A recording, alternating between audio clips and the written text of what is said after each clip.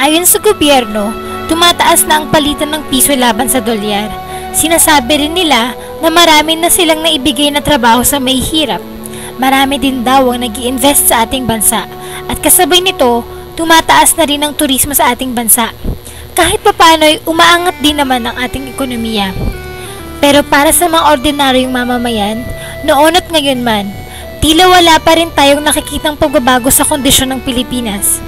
Ika nga nila, ang may hirap, lalo daw naghihirap at ang mayaman, lalong yumayaman. Tila hindi daw nila nararamdaman ang pag-unlad.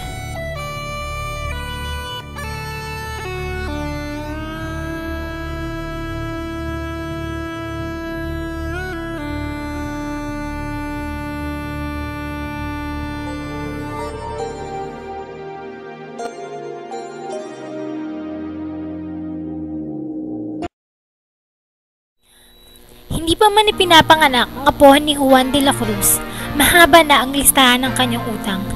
Saan nga ba nagugat ang patong-patong na utang ng Pilipinas?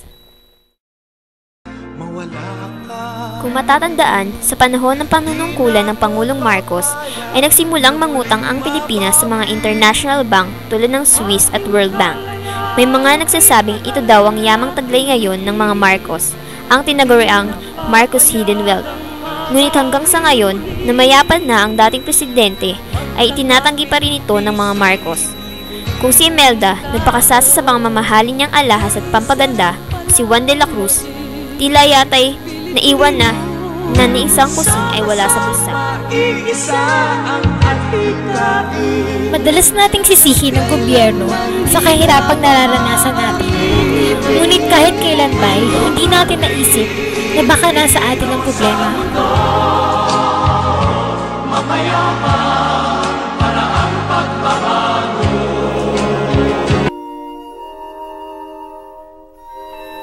Minsan, inaakala ng ilan nating kababayan sa lalawigan na matatagpuan nila ang pag-asenso na kanilang buhay sa Maynila.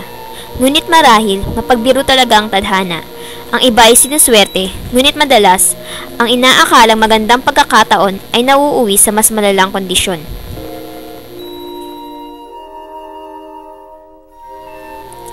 Sa akda ni Mateo Cruz Cornelio na ito baga ang Maynila, ay kanyang inilahad ang kalagayan ng pamumuhay ng mga tao sa Maynila at gawin ng mga Pilipino sa lalawigan. Ng mga panahong yun at maging hanggang ngayon, marami ang lumuluwas papuntang Maynila sa pag-asang makakakita sila doon ng pag-angat sa buhay na inaasahan. Ngunit sa huli, ang pangunahing tauhan na si Lolo Uweng ay mas piniling bumalik na lamang sa lalawigan.